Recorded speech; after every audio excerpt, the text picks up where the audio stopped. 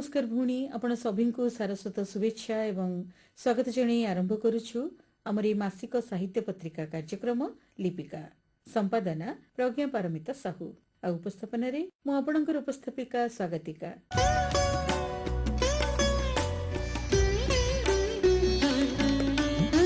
भूणी कविता मनर अकुह अनुभवर स्वर। कविता मनर निवृत्त नीरवता भितर लुचि रहिथिबा गोटे सुंदर संगीत। केतेबेले ता पुणी नीरव अश्रुबिंदु अभिमानर। सत कहले शब्द सबू जेतेबेले हृदय को छुई जाए सेतेबेले ता पालटि जाए कविता।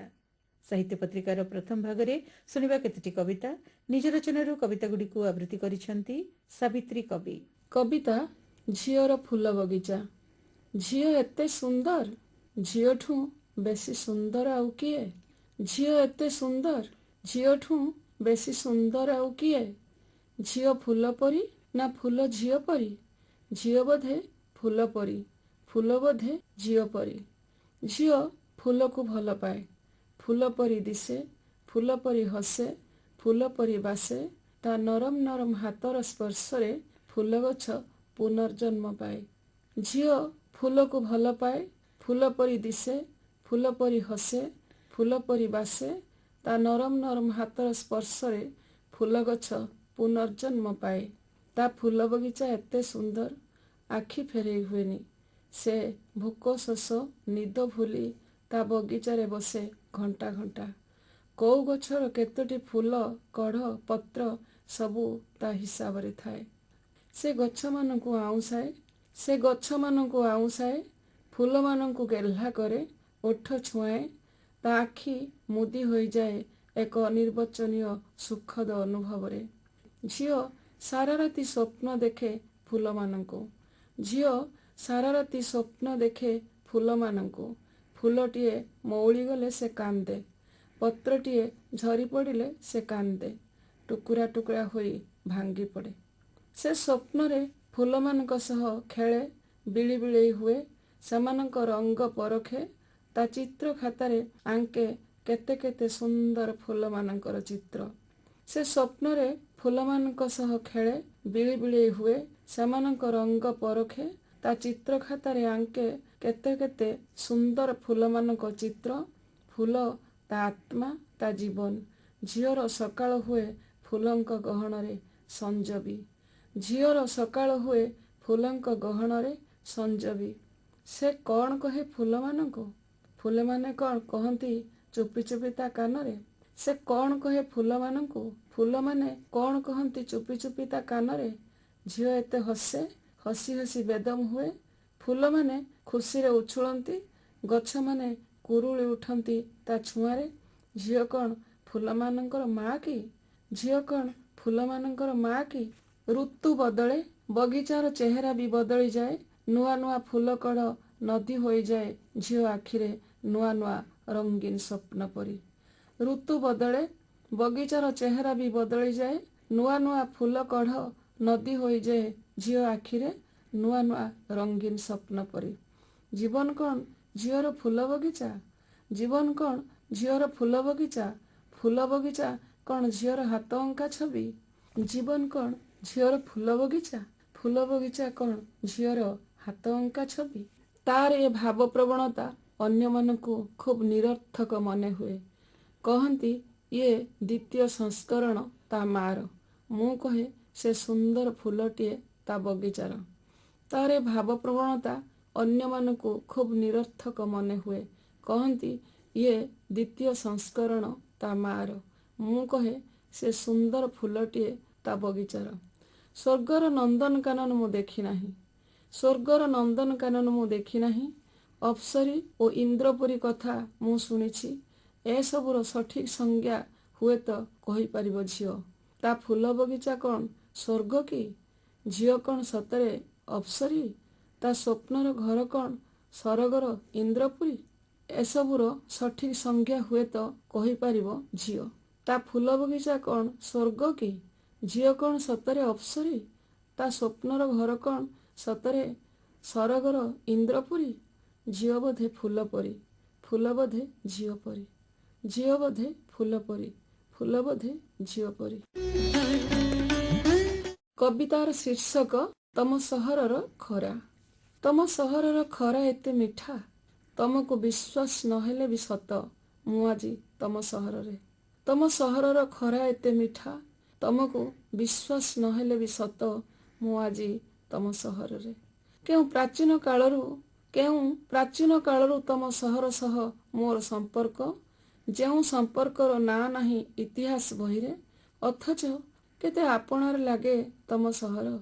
କାହିଁକି ନିଜର ଲାଗନ୍ତି ସେଠାକାର ଲୋକବାକ, କୋଠାବାଡ଼ି, ରାସ୍ତାଘାଟ, ଗଛପତ୍ର, ନୀଳରଙ୍ଗୀ ମେଘର ପ୍ରହର। କେଉଁ ସବୁଜ ମାୟାରେ ମୁଖର ହୋଇଉଠେ ସେଠାକାର ସଞ୍ଜ ସକାଳ ଖରାବେଳ ବହୁବର୍ଣ୍ଣା ଚିତ୍ରିତ ପ୍ରାଚୀର। ସାରା ସହର ବୁଲିଲି, ଲାଗିଲା ବହୁତ ପୂର୍ବରୁ କେହି ଜଣେ ଜାଣିଛି କି ମୋ ଆସିବା ଖବର। ଲାଗିଲା ପତ୍ରଙ୍କ ଫାଙ୍କରେ, ମେଘ ଉହାଡ଼ରେ, ହାଲକା ହାଲକା ଖରାର ଚଦର ଘୋଡ଼ି କେହି ଜଣେ ଲୁଚି ଲୁଚି ଦେଖୁଛି କି ମୋତେ। ବାଟଭୁଲା ପକ୍ଷୀକୁ ପଚାରୁଛି କି ଅନ୍ଧାରରେ ଦାଉ ଦାଉ ଜଳୁଥିବା ଦୁରନ୍ତ ସ୍ମୃତିମାନଙ୍କ କଥା।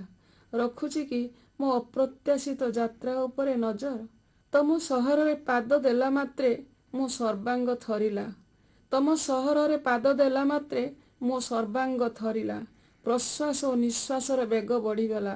ଅସୀମ ନୀରବତା ଭାଙ୍ଗିରୁଜି ଚୁରମାର। ମୋ ରକ୍ତରେ ହାଲକା ବିସ୍ଫୋରଣ। ଶାଗୁଆ ନିଆଁରେ ଦିକ୍ ଦିକ୍ ଜଳୁଥିଲା ଦେହ, ମନ, ପ୍ରାଣ। ଲାଗିଲା କେହି ଜଣେ ଲୁଚି ଲୁଚି ଛୁଇଁ ଦେଉଛି କି ମୋତେ। ଦୁଷ୍ଟ ପବନ ପରି ତା ଉଷ୍ମ ଆଲିଙ୍ଗନରେ ମୋର ଚେତା ବୁଡ଼ିଗଲା ଓ ମୁଁ ଭୁଲିଗଲି ମୁଁ କେଉଁ ଗ୍ରହର ପକ୍ଷୀ, କେଉଁଠି ମୋ ଘର। ଆଜି ସାରାଦିନ ବିତିଲା ମୋର ତମ ସହରରେ। ଆଜି ସାରାଦିନ ବିତିଲା ମୋର ତମ ସହରରେ।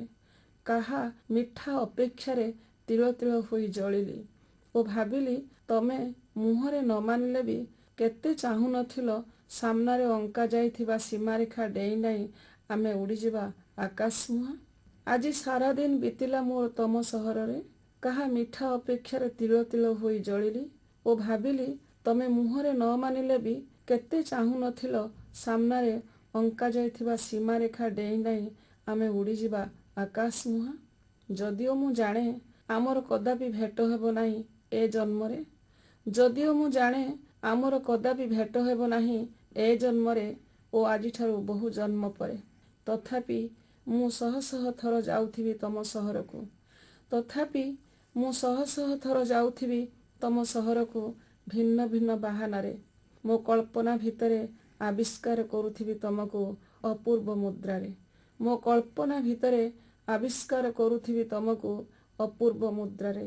ଯଦିଓ ତମେ ମୋତେ ଖୋଜୁଥିବ ବୁଲି ବୁଲି ଟ୍ରାଫିକ୍ ଛକ, ସିନେମା ହଲ୍ ସାମ୍ନା ଗଳି, ଗୀତ ସ୍କୁଲ, ପୁରୁଣା ବସ୍ଷ୍ଟାଣ୍ଡ, ବହି ଦୋକାନ ଓ ସହରର ଠିକ୍ ମଝାମଝିରେ ଥିବା ମନ୍ଦିରର ଫାଟକ ସାମ୍ନାରେ। ମୁଁ ଜାଣେ ତମେ କାହିଁକି ମୋ ଖବର ପଚାର। ମୁଁ ଜାଣେ ତମେ କାହିଁକି ମୋ ଖବର ପଚାର।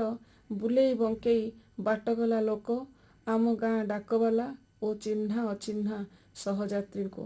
ମୁଁ ଜାଣେ ତମେ କାହିଁକି ଚାଲୁ ଚାଲୁ ବାରମ୍ବାର ପଛକୁ ଫେରି ଫେରି ଚାହୁଁଥାଅ ସୁନସାନ ରାସ୍ତାରେ ଓ ଅନେକ ଅନୁତ୍ତରିତ ପ୍ରଶ୍ନର ଉତ୍ତର ପାଖରେ ଛୋଟ କମାଟିଏ ହୋଇ ଅଟକି ଯାଅ। ମୁଁ ଜାଣେ ତମେ କାହିଁକି ଚାଲୁ ଚାଲୁ ବାରମ୍ବାର ପଛକୁ ଫେରି ଫେରି ଚାହୁଁଥାଅ ସୁନସାନ ରାସ୍ତାରେ ଓ ଅନେକ ଅନୁତ୍ତରିତ ପ୍ରଶ୍ନର ଉତ୍ତର ପାଖରେ ଛୋଟ କମାଟିଏ ହୋଇ ଅଟକି ଯାଅ। ଯଦିଓ ମୁଁ ମୁହଁ ଫୁଟାଣି ମାରେ ନିଜ ପାଖରେ ଓ କହେ ତମ ସହ ବିଲକୁଲ କିଛି ବୋଲି କିଛି ନାହିଁ ପରିଚୟ ମୋର। ପୁଣି ଛାତି ଭିତରେ କାହା ପାଇଁ ଏ ଧକ୍ ଧକ୍, ହୃଦୟ ଭିତରେ ଏ ଡେଣା ଫଡ଼ ଫଡ଼ କାହାର। ଜନ୍ମ ପରେ ଜନ୍ମ ଆମେ ପରସ୍ପରକୁ ଖୋଜୁଥିବା। ଜନ୍ମ ପରେ ଜନ୍ମ ଆମେ ପରସ୍ପରକୁ ଖୋଜୁଥିବା, ଝୁରୁଥିବା ଓ ବଞ୍ଚୁଥିବା ସରିବା ଯାଏ ଆମ ଆଖିର ଶେଷ ବୁନ୍ଦା ଲୁହ ଓ ତମାମ ଆୟୁକାଳ। ଆମ ଆଖିର ଶେଷ ବୁନ୍ଦା ଲୁହ ଓ ତମାମ ଆୟୁକାଳ। ମୋ କବିତାର ଶୀର୍ଷକ ସ୍ୱପ୍ନ ପୁରୁଷ। ମୁଁ କେମିତି ଜାଣିଥାନ୍ତି ତମେ ମୋତେ ଏତେ ଖୋଜୁଥିଲ। ଖରା ତରାରେ ଝାଳନାଳ ହୋଇ ରକ୍ତକୁ ପାଣି କରି ସମସ୍ତଙ୍କ ଅଲକ୍ଷ୍ୟରେ ଆଖି କୋଣରୁ ଝରି ପଡ଼ୁଥିବା ଲୁହକୁ ଲୁଚେଇ ଦିନ ଦିନ, ବର୍ଷ ବର୍ଷ, ତମାମ ଜୀବନ। ମୁଁ ତୁମକୁ କେତେ ଲୋଡ଼ୁଥିଲି। ମୁଁ ତୁମକୁ କେତେ ଲୋଡ଼ୁଥିଲି। ନିଜ ଛଡ଼ା କାହାକୁ ବା କହିପାରିଥାନ୍ତି ସେ କଥା? କାହାକୁ ବା ଦେଖେଇ ପାରିଥାନ୍ତି ନୀଳବର୍ଣ୍ଣ ରକ୍ତରେ ତିଆରି ସେ ଗୋପନ କ୍ଷତ? ଯେଉଁ ନିଆର ରଙ୍ଗରେ ଟହ ଟହ ଦିଶୁଛି ପଳାଶ ବଣ, ମୁଁ ଯଉମୁଦ ଦେଇ ସାଇତି ରଖିଛି ତାକୁ ଜହ୍ନର ଫରୁଆ ଭିତରେ।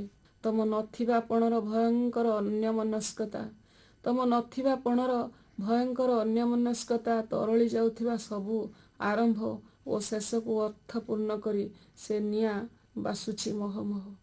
ମୁଁ କେମିତି ଜାଣିଥାନ୍ତି ଯେତେ ରୋକିଲେ ବି ମୋ ଆଖି ଲୁହ ସବୁ ବର୍ଷା ବୁନ୍ଦା ହୋଇ ଝରି ପଡ଼ିବ ସଫା ଧଳା ଫୁଲ ପରି ଦିଶୁଥିବା ତମ ଆକାଶରେ? ମୁଁ କେମିତି ଜାଣିଥାନ୍ତି ଯେତେ ରୋକିଲେ ବି ମୋ ଆଖି ଲୁହ ସବୁ ବର୍ଷା ବୁନ୍ଦା ହୋଇ ଝରି ପଡ଼ିବ ସଫା ଧଳା ଫୁଲ ପରି ଦିଶୁଥିବା ତମ ଆକାଶରେ? ଓ ତମେ ସେ ଲୁହର ନଈରେ ବୁଡ଼ିଯିବା ବେଳେ ମୁଁ ତମର ଶେଷ ଉଦ୍ଧାରକାରୀ ହୋଇ ଠିଆ ହୋଇଥିବି କୂଳରେ। ମୁଁ କେବଳ ଜାଣିଥିଲି ତମକୁ ଖୋଜିବା, ପାଇବା ଓ ପୁଣି ହଜେଇ ଦେବା ହିଁ ମୋର ଭାଗ୍ୟ। ମୁଁ କେବଳ ଜାଣିଥିଲି ତମକୁ ଖୋଜିବା, ପାଇବା ଓ ପୁଣି ହଜେଇ ଦେବା ହିଁ ମୋର ଭାଗ୍ୟ। ତମେ ମରୁଭୂଇଁର ଅସରନ୍ତି ଶୋଷ, ତମେ ମରୁଭୂଇଁର ଅସରନ୍ତି ଶୋଷ, ନିଛାଟିଆ ରାସ୍ତାରେ ଘୁମେଇ ପଡ଼ିଥିବା ଧୂମାଟିଆ ଖରାର ଆକାଶ। ମୁଁ ଗ୍ରୀଷ୍ମର ମଧ୍ୟାହ୍ନରେ ଦଲକାଏ ଶୀତଳ ପବନ, କାକର ବୁନ୍ଦାରେ ଚିକ୍ମିକ୍ କରୁଥିବା ରାତି ଶେଷ ନୀଳ ଅବଶୋଷ। ତମେ ମରୁଭୂଇଁର ଅସରନ୍ତି ଶୋଷ, ନିଛାଟିଆ ରାସ୍ତାରେ ଘୁମେଇ ପଡ଼ିଥିବା ଧୂମାଟିଆ ଖରାର ଆକାଶ। ମୁଁ ଗ୍ରୀଷ୍ମର ମଧ୍ୟାହ୍ନରେ ଦଲକାଏ ଶୀତଳ ପବନ, କାକର ବୁନ୍ଦାରେ ଚିକ୍ମିକ୍ କରୁଥିବା ରାତି ଶେଷ ନୀଳ ଅବଶୋଷ। କାକର ବୁନ୍ଦାରେ ଚିକ୍ମିକ୍ କରୁଥିବା ରାତି ଶେଷ ନୀଳ ଅବଶୋଷ। ଭଉଣୀ, କ୍ଷୁଦ୍ର ଗଳ୍ପଟିଏ କେବଳ ଗୋଟେ କାହାଣୀ ବୋଲି ନୁହେଁ, ବରଂ ଏହା ଜୀବନର ଛୋଟ ଛୋଟ ଅନୁଭବର ଆଇନା ସଦୃଶ୍ୟ। ଗପ କେତେବେଳେ ଓଠରେ ହସଧାରେ ଖେଳେଇ ଦିଏ ତ ପୁଣି କେବେ ଆଖି ଭିଜେଇ ଦେଇଯାଏ। ଗପର ସବୁଠାରୁ ସୁନ୍ଦର କଥା ହେଉଛି ଯେ ଏହା ଶେଷ ହେବା ପରେ ମଧ୍ୟ ମନରେ କେମିତି ଗୋଟେ ଅଲିଭା ଛାପ ଛାଡ଼ିଯାଏ। ସାହିତ୍ୟ ପତ୍ରିକାର ଦ୍ୱିତୀୟ ଭାଗରେ ଏଥର ଶୁଣିବା ଭଉଣୀ ଗପଟିଏ। ନିଜ ରଚନାରୁ ଗପଟିକୁ ପଢ଼ି ଶୁଣାଉଛନ୍ତି ଗାଳ୍ପିକା ଇନ୍ଦିରା ଦାସ। ଗପର ନାଁ ଗପ ହେଲେ ବି ସତ। ଡିସେମ୍ବର 22 ତାରିଖ। ଇରାର ଆଖି ଅଟକିଗଲା କ୍ୟାଲେଣ୍ଡରର ସେଇ ତାରିଖ ପାଖରେ। ଏଇ ଦିନଟା ପାଖରେ କାହିଁକି କେଜାଣି ଉଭା ହେଇଯାଏ ସେଇ ଗୋଟିଏ ଦୃଶ୍ୟ। କାନରେ ପ୍ରତିଧ୍ୱନିତ ହୁଏ ସେଇ ଗୋଟିଏ ସ୍ୱର। ସେ ସ୍ୱର ଡକ୍ଟର ବ୍ୟାସଙ୍କର। ଟାଟା ମେମୋରିଆଲ କ୍ୟାନ୍ସର ଇନଷ୍ଟିଚ୍ୟୁଟର ଗଳା ଛାତି ବିଭାଗର ବିଶେଷଜ୍ଞ ଡାକ୍ତର। ତୀକ୍ଷ୍ଣ ଆଖି, ପିନ୍ ପିନ୍ ପତଳା, ସାହେବ ଭଳି 5 ଫୁଟର ମଣିଷ। ବୟସ ଅପେକ୍ଷା ଅଧିକ ଗମ୍ଭୀର। 3 ଦିନ କେବଳ ଟାଟା ମେମୋରିଆଲରେ ରୁହନ୍ତି, ବାକି ଦିନଗୁଡ଼ିକ ଦେଶର ବିଭିନ୍ନ ଜାଗାକୁ ଯାଆନ୍ତି। ସେ ଅଧିକ ଗମ୍ଭୀର ସ୍ୱରରେ କହୁଥିଲେ, ଆପଣଙ୍କ ସହ କିଏ ବୟସ୍କ ବ୍ୟକ୍ତି ଅଛନ୍ତି? ଡାକି ଦିଅନ୍ତୁ, କିଛି କହିବାର ଅଛି। ପ୍ରତିଥର ଭଳି ରେଡିଏସନ ଦେବା ପରେ ପରେ ଶେଷ ପରୀକ୍ଷା କରାଇ ଔଷଧ ଓ ଆସିବା ପାଇଁ ଆଗାମୀ ତାରିଖ ନେବା ପାଇଁ ଇରା ଯାଇଥିଲା। ବାହାରେ ରୋଗୀଙ୍କ ଅପେକ୍ଷା ଗୃହରେ ଚେୟାର ଉପରେ ବସିଥିଲେ ମନୀଷ। ଇରା ପରିଚୟ ଦେଲା, ସାର୍, ମୁଁ ତାଙ୍କର ସ୍ତ୍ରୀ। ଯାହା କହିବାର ଅଛି କୁହନ୍ତୁ। କ୍ଷଣକାଳ ସ୍ତବ୍ଧ ହୋଇ ଚାହିଁଲେ ଡକ୍ଟର ବ୍ୟାସ। 30 ବର୍ଷର ପତଳା ଝିଅଟି ରୋଗୀର ସ୍ତ୍ରୀ ବୋଲି ବୋଧେ ବିଶ୍ୱାସ କରିପାରୁନଥିଲେ। ଏ ପର୍ଯ୍ୟନ୍ତ ବର୍ଷେ ହେଲାଣି ଏ ଝିଅଟି ରୋଗୀ ସହିତ ଆସେ। ଅପରେସନ ସମୟରେ ବେଡ୍କୁ ଆସିବା ପର୍ଯ୍ୟନ୍ତ, ଏନକ୍ୱାରୀରୁ ଲିଫ୍ଟ ପର୍ଯ୍ୟନ୍ତ ଦୌଡ଼ୁଥାଏ। ହାତ ଧରି ରାସ୍ତା ପାର କରାଇ ରେଡିଏସନ ଥିଏଟରକୁ ନେଉଥାଏ। ସାରା ରାତି ରୋଗୀ ଶୋଇବା ଯାଏ ଚାହିଁ ବସିଥାଏ। କେବେ ମଧ୍ୟ ଥକି ପଡ଼ିବାର କେହି ଦେଖିନାହାନ୍ତି। ପାଖରେ ବେଳେ ବେଳେ ଜଣେ ବୟସ୍କ ବ୍ୟକ୍ତିଟିଏ ବୁଝାବୁଝି କରୁଥାଏ। ଏ ପର୍ଯ୍ୟନ୍ତ ଡାକ୍ତର ତାଙ୍କୁ ରୋଗୀର ସାନ ଭଉଣୀ କି ସମ୍ପର୍କୀୟ ବୋଲି ଭାବୁଥିଲେ। ତେଣୁ ଏତେ ବଡ଼ ନିର୍ମମ କଥା ସେ କେମିତି କହିବେ ବୋଲି ଦୋହରାଇଲେ। ଆପଣ କ'ଣ ଏକା ଆସିଛନ୍ତି? ଆଉ କେହି ବୟସ୍କ ବ୍ୟକ୍ତି ଆପଣଙ୍କ ସହ ଆସିନାହାନ୍ତି? ଇରା ଭାବୁଥିଲା, ଆଉ କିଏ ଆସିଥାନ୍ତା? ଲଳିତ ଚର୍ମ, ଶୀର୍ଣ୍ଣ ତନୁ, ଧୂମ୍ରାବ କୋଟରାଗତ ଆଖିରେ ପୁଅର ଫେରିବା ରାସ୍ତାକୁ ଚାହିଁ ବସିଥିବା ଶ୍ୱଶୁର, ନା ଏପର୍ଯ୍ୟନ୍ତ ସ୍କୁଲ ମାଡ଼ି ନଥିବା 4 ବର୍ଷର ପୁଅ କି 6 ବର୍ଷର ଝିଅ? ମ୍ଳାନ ହସି କହିଲା, ନା ସାର୍, ମୁଁ କେବଳ ଏକା। ଆପଣ ଯାହା କହିବା କଥା କୁହନ୍ତୁ, ମୁଁ ସବୁ ବୁଝିଯିବି। ଡାକ୍ତର ଥରେ ତାର ମୁହଁକୁ ଚାହିଁଲେ, ପୁଣି ଥରେ ରୋଗୀର ଫାଇଲକୁ ଚାହିଁଲେ। ବର୍ଷ ଯାକର ରିପୋର୍ଟ, ଅପରେସନ, ରେଡିଏସନର ବିବରଣୀ ସେଥିରେ ଥାକ ପରେ ଥାକ ଲେଖା ରହିଛି। ରୋଗୀର ପରିଚୟ ପାଖରେ ଅଟକି ଯାଇ କହିଲେ, ଆପଣଙ୍କ ସ୍ୱାମୀ ଜଣେ ସରକାରୀ ଅଫିସର। ତାଙ୍କର ପେନସନ ପାଇଁ ଆଗରୁ ଅନେକ କାମ କରିବାକୁ ପଡ଼ିବ, ତେଣୁ ଖୁବ୍ ଶୀଘ୍ର ତାଙ୍କୁ ନେଇଯାଆନ୍ତୁ। ଇରା କହୁଥିଲା, ସାର୍ ତାଙ୍କୁ ବହୁତ କଷ୍ଟ ହେଉଛି। ସାରା ରାତି ଶୋଇପାରୁନାହାନ୍ତି, କିଛି ବି ଖାଇପାରୁନାହାନ୍ତି। ସହଜେ ତ ରେଡିଏସନ ପରେ ମୁହଁରୁ ଲାଳ ସବୁ ବାହାରି ତାଙ୍କୁ ଅସ୍ତବ୍ୟସ୍ତ କରିଦେଉଛି। ଡାକ୍ତର ଟିକେ ରୁକ୍ଷ ଭାବରେ କହିଲେ, ଏଥର ସେ ଶୋଇଯିବେ। ଆପଣଙ୍କୁ ଆଉ ଆସିବା ଦରକାର ପଡ଼ିବ ନାହିଁ। ଆପଣଙ୍କ ହାତରେ ମାତ୍ର ମାସଟିଏ ସମୟ ଅଛି। ଇରା ଆଶ୍ଚର୍ଯ୍ୟ ହେଲା। ଡାକ୍ତର ତାଙ୍କୁ ଔଷଧ ଦେବା ବଦଳରେ ଅଫିସ କାଗଜ, ପେନସନ ପାଇଁ ପ୍ରସ୍ତୁତି ଏବଂ ନ ଆସିବା କଥା କହୁଛନ୍ତି କାହିଁକି? ଅତି ବିକଳ ଭାବେ କହିଲା, ମୁଁ ବୁଝିପାରୁନି ସାର୍, ମତେ କାହିଁକି ଶୀଘ୍ର ନେଇଯିବାକୁ କହୁଛନ୍ତି? ଡାକ୍ତର ମୁହଁ ତଳକୁ କଲେ, ଆଖିରୁ ଚଷମା ଓହ୍ଲାଇ ପୁଣି ଥରେ ପିନ୍ଧିଲେ, ପୁଣି ସବୁ କାଗଜ ପତ୍ରକୁ ରଖି କହିଲେ, ଆମର ସବୁ ପରିଶ୍ରମ ସତ୍ତ୍ୱେ ଦୁଇ ଥର ଅପରେସନ, ରେଡିଏସନ ପରେ ବି ରୋଗୀର ଗଳା, ଛାତି ସବୁକୁ କ୍ୟାନ୍ସରର ଜୀବାଣୁ ମାଡ଼ିଗଲାଣି। ଆଉ ଅଧିକା ଦିନ ସେ ବଞ୍ଚିବେ ନାହିଁ। ଏଇ କେତେଟା ଦିନ ତାଙ୍କୁ ଘରକୁ ନେଇ ପରିବାର ସହ ରଖନ୍ତୁ। ହଠାତ୍ ଇରା ଛାତି ଭିତରେ ଏକ ନୀରବ ବିସ୍ଫୋରଣ ଲାଗିଲା। ଚୋରାବାଲିର ଭଉଁରୀ ଭିତରେ ଠିଆ ହେଇଛି। ପାଦ ତଳକୁ ତଳକୁ ଧସି ଧସି ଯାଉଛି। ମୁଣ୍ଡ ଉପରେ ଆକାଶ ଖଣ୍ଡ ଖଣ୍ଡ ହୋଇ ଛିଡ଼ି ପଡୁଛି। ସମୁଦ୍ରର ପାଣି ସୁନାମି ପରି ମାଡ଼ି ଯାଉଛି, ଗିଳି ଦଉଛି ତାର ସମଗ୍ର ପୃଥିବୀକୁ। ତାର ଆଖି ଆଗରେ ଅନ୍ଧାର ଛାଇଗଲା। ପାଖରେ ଖାଲି ଥିବା ଚେୟାରରେ କିଛି ସମୟ ବସିଗଲା।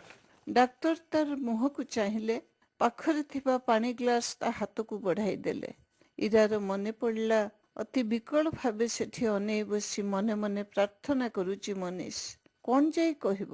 ଥର ଥର ଗଳାରେ କହିଲା, ସାର୍, ମୋର ଟ୍ରେନ ରିଜର୍ଭେସନ ଟିକେଟ ଆର ସପ୍ତାହ 30 ତାରିଖରେ ଅଛି।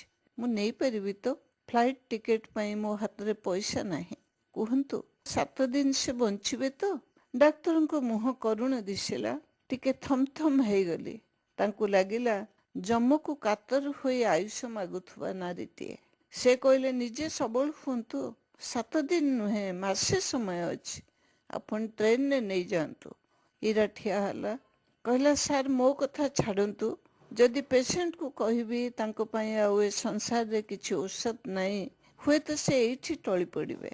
ଅନ୍ତତଃ କିଛି ମେଡିସିନ ଲେଖି ଦିଅନ୍ତୁ। ମୁଁ ମିଛ କହି ତାଙ୍କୁ କିଛି ବାଟ ନେଇପାରିବି। ପ୍ରତିଦିନ ମୃତ୍ୟୁକୁ ଭେଟୁଥିବା ଡାକ୍ତର ବୋଧେ ବୁଝିପାରିଲେ। ରୋଗୀର ଫାଇଲରେ କିଛି ପେନ୍ କିଲର ଓ ନିଦ ବଟିକା ଲେଖିଲେ।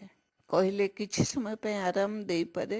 ଲାଗିଲା ସତେ ଯେପରି ଅପ୍ରିୟ ସତ୍ୟ କଥା କହି କଷ୍ଟ ଦେଲା ଭଳି ତାଙ୍କ ଆଖିରେ ବିଷାଦର ଛାଇ। ଲେଖୁଥିବା କଲମକୁ ଡଷ୍ଟବିନରେ ଟେବୁଲ ତଳକୁ ଫିଙ୍ଗିଦେଲେ। ହୁଏତ ମନୀଷର ଆୟୁଷ ଭଳି ତା ଦେହରୁ କାଳି ବୋଧେ ସରିଯାଇଥିଲା। ଧୀରେ ଧୀରେ ଇରା ଉଠିଲା, ଲୁହ ପୋଛିଦେଲା ଆଖିରୁ। କବାଟ ଖୋଲିବା ଆଗରୁ ବାହାରକୁ ଆସି ଦେଖିଲା, ଅପେକ୍ଷା କରି କରି ଅପେକ୍ଷା କକ୍ଷରେ ଶୋଇପଡ଼ିଥିଲେ ମନୀଷ। କିଛି ସମୟ ସ୍ଥିର ହୋଇ ଚାହିଁଲା ଇରା। ମନୀଷର ଜୀବନ ଦାରୁରେ କେଉଁ ଅତଳରେ କ୍ଷୟର ଘୁଣ ପୋକ ଟିକ ଟିକ ଟିକ କରି ଖାଇ ଚାଲିଛି। ଭୂପତିତ କରିଦେଇଛି ଉଜ୍ଜଳ ସମ୍ଭାବନା ଥିବା ଜଣେ ଜିଲ୍ଲାର ଶ୍ରେଷ୍ଠ କ୍ରୀଡ଼ାବିତ୍ର ଜୀବନକୁ। କଳା ପଡ଼ିଯାଇଛି ଶରୀର। 40 ବର୍ଷର ଶରୀର 70 ବର୍ଷର ଜୀବନର ରୂପ ନେଇଛି।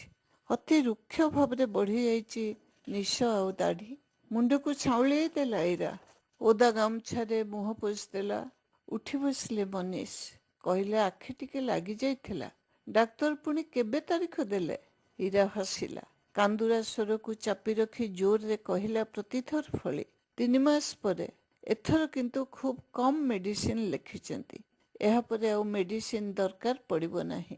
ମନୀଷ ହସିଲେ। କହିଲେ, ମୁଁ ଜାଣିଥିଲି ତୁମେ ମୋତେ ବଞ୍ଚେଇ ଦେବ। ଏ ରୋଗରୁ କେହି କଣ ବଞ୍ଚେ? ଇରା ହାତ ଧରିଲା ମନୀଷର।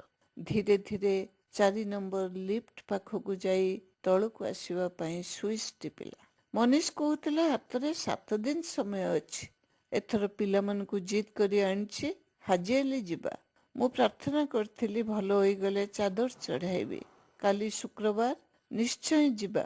ସମୁଦ୍ର ଦି ଭାଗ ହୋଇଯାଉଥିବା ରାସ୍ତାରେ ଚାଲି ଚାଲି ଗଲାବେଳେ ପିଲାମାନେ ବହୁତ ଖୁସି ହେବେ। ତା ପରଦିନ ଜୁ ବିଚ୍। ଆହୁରି କ'ଣ କ'ଣ କହି ଚାଲିଥିଲେ। ଇରା ମିଛ କଥା ପଦକରେ ସେ ଯେମିତି ଫେରି ପାଉଥିଲେ ତାଙ୍କର ଅମାପ ଶକ୍ତି। ଇରା କିନ୍ତୁ ଭାବୁଥିଲା ମୃତ୍ୟୁ ଆସିବା ଆଗରୁ କରିବାକୁ ହବ ମରିବାର ଆୟୋଜନ, ସଜାଡ଼ି ରଖିବାକୁ ପଡ଼ିବ କଫିନ୍, ଏକ ନୀରବ ପ୍ରସ୍ତୁତି। ଇରା ପାଦ ବଢ଼ୁଥିଲା ଆୟୁଷ୍ମାନ ଧର୍ମଶାଳାକୁ। ପଛରୁ ପାଟି କଲେ ଆନନ୍ଦ ଭାଇ, ହୋଟେଲର ମାଲିକ ଓ ମ୍ୟାନେଜର। बहन जी, डॉक्टर साहेब ने क्या बोले? ଇରା ସେଇଠି ରହିଗଲା। ଦେଖିଲା ଗୁଡ଼ାଏ ଚକୋଲେଟ ଧରି ଖୁସିରେ ଉପରକୁ ଉଠୁଛନ୍ତି ମନୀଷ। ଆନନ୍ଦ ଭାଇ ପୁଣି ଥରେ ପ୍ରଶ୍ନ ଦୋହରାଇଲେ। ହଠାତ୍ ଏ ପର୍ଯ୍ୟନ୍ତ ପିନ୍ଧିଥିବା ମୁଖ ଖସି ପଡ଼ିଲା। ସବୁ କୋହ ଲୁହ ହୋଇ ବର୍ଷିବାକୁ ଲାଗିଲା। କହିଲା, ବଞ୍ଚେଇ ପାରିଲିନି ଭାଇ, ଇଏ ଆମର ଶେଷ ଆସିବା, ଆଉ ଆସିବାର ନାହିଁ। କଥାର ଅର୍ଥ ବୁଝିଗଲେ ଆନନ୍ଦ ଭାଇ। ପାଖକୁ ଉଠି ଆସିଲେ, ମୁଣ୍ଡ ଉପରେ ହାତ ରଖି କହିଲେ, ଈଶ୍ୱର ଅଛନ୍ତି ଭଉଣୀ। ଆମେ ଯେତିକି ଦୁଃଖ ବୋହିପାରିବା ସେ ସେତିକି ଦୁଃଖ ଦେବେ, ତାଠୁ ଅଧିକ ନୁହେଁ। ନିଜକୁ ସମ୍ଭାଳି ନେ। ଘରକୁ ଫେରିବାର ମୋହରେ ମନୀଷ ବହୁତ ଖୁସି ଥିଲେ। କେମିତି 6 ଦିନ କଟିଗଲା ଜଣା ନାହିଁ। ହାଜି ଅଲି ପୀରଙ୍କ ପାଖରେ ଚାଦର ଚଢ଼ିଲା।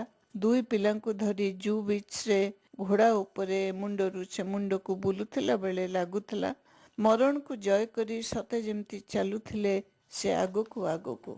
ଇରା ଛାତି ଭିତରେ ହୁ ହୁ ସମୁଦ୍ର ସ୍ୱର। ସାଇଁ ସାଇଁ ପବନରେ ମୃତ୍ୟୁର ଘଣ୍ଟା ଧ୍ୱନି ତାକୁ ଅସ୍ଥିର କରି ପକାଉଥିଲା। ଘରର ମଥାନ ଦୋହଲି ଗଲେ ଯେମିତି ଛିନଛତ୍ର ହୋଇଯାଏ, ସେମିତି ଏକ ଉଜୁଡ଼ା ଘରର ଚିତ୍ର ତା ଆଖି ଆଗରେ ଉଭା ହେଇଯାଉଥିଲା। ଡିସେମ୍ବର 30 ତାରିଖ। ଫେରି ଆସିବା ଦିନ ମ୍ୟାନେଜରଙ୍କ ପାଖକୁ ଇରା ଗଲା। ଆଉ ନଥିଲା ରୁମ୍ ପାଇଁ ଅଗ୍ରିମ ପଇସା ଦବା। ହିସାବ କରି ସେ ଯେତିକି କହିଲେ ଇରା ପାଉଣା ଭରିଦେଲା। ଏତେ ଖୁସି ରହୁଥିବା ମଣିଷଟିର ହାତ ରସିଦ କାଟିଲା ବେଳେ ଥରି ଉଠୁଥିଲା। କହିଲେ, ଭଉଣୀ, ମୋତେ ଦେଖ। ତୁମ ଭଳି 20 ବର୍ଷ ତଳେ 12 ବର୍ଷର ଏକମାତ୍ର ପୁଅ ଆୟୁଷ୍ମାନଙ୍କୁ ନେଇ ଏଇ ଟାଟା ମେମୋରିଆଲକୁ ଆସିଥିଲି। କ୍ୟାନ୍ସର ରୋଗୀ ବୋଲି କେଉଁ ହୋଟେଲ ମୋତେ ରହିବାକୁ ଜାଗା ଦେଇ ନଥିଲା। ଭିଟି ଷ୍ଟେସନ ପାଖରେ ଏକ ମନ୍ଦିର କଡ଼ରେ ଆଶ୍ରୟ ନେଇଥିଲି। ଏତେ ଦୂରରୁ ଆସି ଦେଖାଇଲା ବେଳକୁ ଦିନେ ଦିନେ ପୁଅର ନମ୍ବର ଚାଲି ଯାଉଥିଲା। ଭୋକିଲା ରହୁଥିଲି, ତଥାପି ଦୌଡ଼ୁଥିଲି। ଆୟୁଷ୍ମାନ ବଞ୍ଚିଲା ନାହିଁ। ସେଇଦିନଠୁ ମନକୁ କ'ଣ ଆସିଲା, ଗୁଜରାଟର ସବୁ ବ୍ୟବସାୟ ଛାଡ଼ି ଏଇଠି ରହିଗଲି। ମେମୋରିଆଲ ଠାରୁ ପାଦ ଚଲା ବାଟ। ସବୁଠାରୁ କମ୍ ଦାମର ଧର୍ମଶାଳା ପୁଅ ନାଁରେ ଖୋଲିଛି। ଏ 3 ମହଲା କୋଠା, 100 ବଖରା ଘର କେବଳ କ୍ୟାନ୍ସର ରୋଗୀଙ୍କ ପାଇଁ ଉନ୍ମୁକ୍ତ। ଜାତି ଧର୍ମର ବାରଣ ନାହିଁ। ପାଖରେ ଚର୍ଚ୍ଚ, କଡ଼ରେ ପୀରଙ୍କ ମଜାର, ଆଗରେ ବଜରଙ୍ଗୀବାଲି ମନ୍ଦିର। ରୋଗୀଟିଏ ଆସି ଯେତେବେଳେ ପ୍ରବେଶ ଖାତାରେ ଦସ୍ତଖତ କରେ, ମୁଁ ଭାବେ ମୋର ଆଉ ଗୋଟିଏ ଦୁର୍ବଳ ସନ୍ତାନ ଆସିଗଲା। ତା ପାଇଁ ମୁଁ ପ୍ରାର୍ଥନା କରେ। ସବୁ ପ୍ରାର୍ଥନା ମଣିଷର ସଫଳ ହୁଏ ନା। କିଏ ଥରେ ଆସେ, କିଏ 2 ଥର, ତାପରେ ସେମାନଙ୍କର ଖୋଜ ଖବର ମିଳେ ନା। ଏଇ ତ ଜୀବନ ଭଉଣୀ। ନିଜର ସବୁ ସୁଖ ଉଜୁଡ଼ି ଗଲା ପରେ ବି ଆଉ କାହା ପାଇଁ ଆଶ୍ୱାସନାଟିଏ ହୋଇ ବଞ୍ଚିବାକୁ ପଡ଼େ। କାନ୍ଥରେ ଥିବା ବିରାଟ ଗଣେଶ ମୂର୍ତ୍ତିଙ୍କୁ ଚାହିଁ କହିଲେ, ମୁଁ ଜାଣେ କ'ଣ ଆଗକୁ ହବ। ତଥାପି ଶେଷ ଦିନରେ ମୋତେ ଟିକେ ମନେ ପକେଇବ। 3 ମହଲାରୁ ଓହ୍ଲେଇ ଆସୁଥିଲେ ମନି, 2 ପିଲାଙ୍କ ହାତ ଧରି। ସବୁ ଜିନିଷ ଓ ବ୍ୟାଗ ଉପରେ ଆଖି ପକେଇଲା ଇରା। ଆଗରେ ଟ୍ୟାକ୍ସି ଠିଆ ହୋଇଥିଲା ଷ୍ଟେସନ ଯିବା ପାଇଁ। ଟ୍ୟାକ୍ସିରେ ବସିବା ପୂର୍ବରୁ ଫେରି ଆସିଲା ଇରା। ପାଦ ଛୁଇଁ ପ୍ରଣାମ କଲା। ସେ ଇରା ହାତରେ ଲଫାପାଟିଏ ଦେଲେ। କହିଲେ, ମୋ ଭଣଜା ଭାଣିଜୀଙ୍କ ପାଇଁ କିଛି ଆଶୀର୍ବାଦ ଅଛି। ଇରା ଛଳ ଛଳ ଆଖିରେ କହିଲା, ଯାଉଛି, ନିଶ୍ଚୟ ଚିଠି ଦେବି। ଗୀତାଞ୍ଜଳି ଏକ୍ସପ୍ରେସରେ ବସିଗଲା ପରେ ହାଲିଆ ହୋଇ ଶୋଇପଡ଼ିଲେ ମନୀଷ। ଚକୋଲେଟ ପାଇଁ 2 ଛୁଆଙ୍କ ଟଣା ଓଟରାରେ ଭ୍ୟାନିଟି ବ୍ୟାଗ ଭିତରୁ ଖସି ପଡ଼ିଲା ଲଫାପା। ଲଫାପା ଭିତରୁ ସିନ୍ଦୁର ଲଗା ଫୁଲ ଇରା ମୁଣ୍ଡରେ ଲଗାଇ ଖାମ୍ ଖୋଲିଲା। ଦେଖିଲା ତା ଭିତରେ ପୂଜା ଫୁଲ ସହ ଦେଇ ଆସିଥିବା ପାଉଣା 6000 ଟଙ୍କା ସେମିତି ରଖାଯାଇଥିଲା। ଇରା ଆଖିରେ ପୁଣି ଥରେ କୃତଜ୍ଞତାରେ ଲୁହ ଭରିଗଲା। ମନୀଷଙ୍କ ସମୟ ସରି ଆସୁଥିଲା। ଖୁବ୍ କମ୍ ଦିନ ଭିତରେ ମୃତ୍ୟୁର ଶୀତଳ ହାତର ସ୍ପର୍ଶ ତାଙ୍କୁ ସ୍ଥିର କରିଦେଲା।